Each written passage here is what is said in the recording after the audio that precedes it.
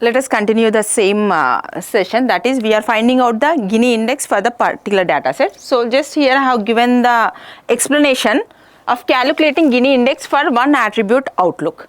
Similarly, next let us go for Gini index for windy. In windy we have no and yes. Just see the previous this data set. Okay, windy we have yes and no, so the same thing we are taking over here. So Gini index for windy we have no and yes, and in this particular data set we have no total 8 rows, and in that 8 rows no is 2 rows and yes is 6 rows. So what is the formula? 1 minus 6 by 8 whole square minus 1 by 2 minus 8 whole square, something will get a value as 0.375. Similarly, yes we have 6 rows, in that we have no as 3, s as 3. So it is 1 by 3 minus 6 whole square minus 3 divided by 6 whole square, which will get the value as 0.5. Now we have to find out calculate the weighted Gini index for windy. We know that total 6 plus 2, 8, and we have 14 rows in the data set. That's why 6 plus 2, 8 divided by 14 multiplied by 3 by 8, that is 1, or else directly you can place the value here it has 0.375 plus 3 plus 3, 6, and we have 14 rows, so 6 divided by 14 into 1 by 2, that is 0, or else directly 0.5 you can place over here. So we will get a value as 0.428. Similarly, for temperature, okay, in temperature we have hot, mild, cool, and calculate how many no and yes for this, no yes for mild, no yes for cool. So these are the results for each and everything. And next is calculate the weighted Gini index for temperature. We will get it as 0.4404. Just calculate here. Next one, same Gini index for humidity, where we have two values, that is high and normal. 7 rows is high and 7 rows is normal, and again in this place no is 4, yes is 3, no is 1, s is equal to 6. Place that in the formula 1 minus P1 P2 whole square, and then calculate the weighted Gini index, and we got the Gini index for this humidity something as 0.4898. Now step 2, now we are going to take the decision based on the calculated resulted for the root node, that is we find the Gini index of each and every attribute. Now let us place over here. So these are the calculations for each attribute at the first step. Look at here, outlook, temperature, humidity and windy. So out of these, which is having the less Gini index? Yes, of course here outlook is having the less Gini index, that is 0.3427. So this will be taken as the root node. The low, which see when coming to the information gain, whichever the attribute is having the highest information gain, that we are going to take it as a root node. But when coming to the Gini index, whichever is having the less value, which will get the lowest Gini value, that will be taken as the root node. Okay, so outlook is taken as the root node. We know the values in the outlook is sunny, overcast and rainy. So next next step is extract the data set under the selected root node for each subtree. This is the step 3. I hope you are clear with the step 1 and step 2. Now let us discuss in detail about the step 3. So in step 3, we know that under the root node what we have selected is the outlook. In outlook we have 3 values, one is sunny, overcast, rainy. So separate those values and create a subset. Okay, this is one subset, one subset, one subset, and we have 5 sunny, 4 overcast and 5 rainy.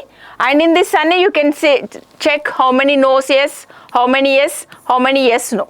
Okay, so next repeat step 1, step 2 and step 3 for each subtree until we reach to the leaf node. Okay, now the same steps what I discussed 1, 2, 3, that will be repeated for now 3 branches, that is sunny, overcast, rainy. So we will get, after finding out the sunny, for temperature, humidity, these are the values, overcast, these are the values, rainy, these are the values. So check here, sunny, humidity we got the least value, and in overcast we got all as 0, so that it means it has reached to the leaf node. Why? Because we didn't get anything. We all the values we got it as 0. So we can say that in this outlook, overcast has reached to the leaf node. But whereas coming to the rainy, still temperature, humidity we can expand. Windy, not temperature, windy is 0. So we can expand windy. See here, after this particular step, the decision, there is a update in the decision tree, that is tree at this moment is, so sunny, we are taken humidity. Why? Because humidity is having the least value, so humidity. And overcast, I already told you, it has reached to the leaf node. Why? Because there is all we got as 0, so we can say play equal to yes. Why? Because all these things you can see that there will be more yes, that's why it has given a decision play equal to yes. And coming to the rainy, we have windy as the least value, that's why rainy, windy we have taken. Again now extract this humidity value. Now repeat the same steps for the subtrees. Now whatever the step 1, step 2, step 3 are there, now we are going to repeat the same thing for this left subtree and the right subtree. And in humidity we have high and normal, and windy we have yes and no.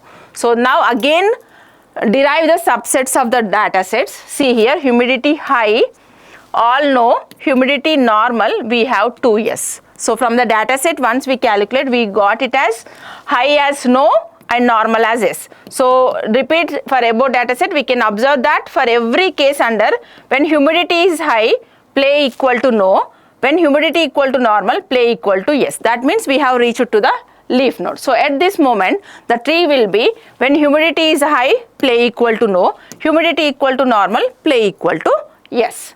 Similarly, now next right subtree we have that is windy. Windy we have 2 values, that is yes and no. So when windy is yes, we got the play as no, and when windy is no, we got it as yes. And we are going to repeat the same step 1, step 2 for above data set, and we can observe that here in each case, when windy is yes, yes, play equal to no. When windy is equal to no, play equal to yes. That means we have reached to the leaf node. Now at this moment the tree will be something like this, and this will be the final tree. Why? Because we have reached to the leaf node. That is how we say that we have reached to leaf node. We have reached to the class label, that is no yes, no yes. That means we have reached to the class label. So how we are going to derive this tree? See here, when if outlook equal to sunny and humidity equal to high, play 10 is equal to no. If outlook equal to sunny and humidity is normal, yes, play 10 is equal to yes. And outlook overcast, play 10 is equal to yes. Outlook rainy and windy, outlook equal to rainy and windy equal to yes, play 10 is equal to no. Outlook equal to rainy and windy equal to no, play 10 is equal to yes. In this way, we are going to derive and construct a decision tree with the help of Gini index. So by leveraging this Gini index, which measures the impurity of a node, we were able to determine the best splitting criteria or creating an effective decision tree model. That is one reason why we are using this Gini index.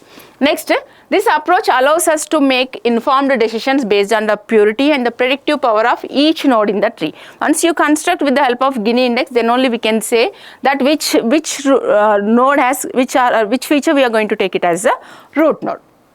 And this Gini index offers a valuable tool for decision tree construction, enabling us to effectively handle especially the categorical and the numerical value, which is used for the classification as well as the regression problems. Thank you.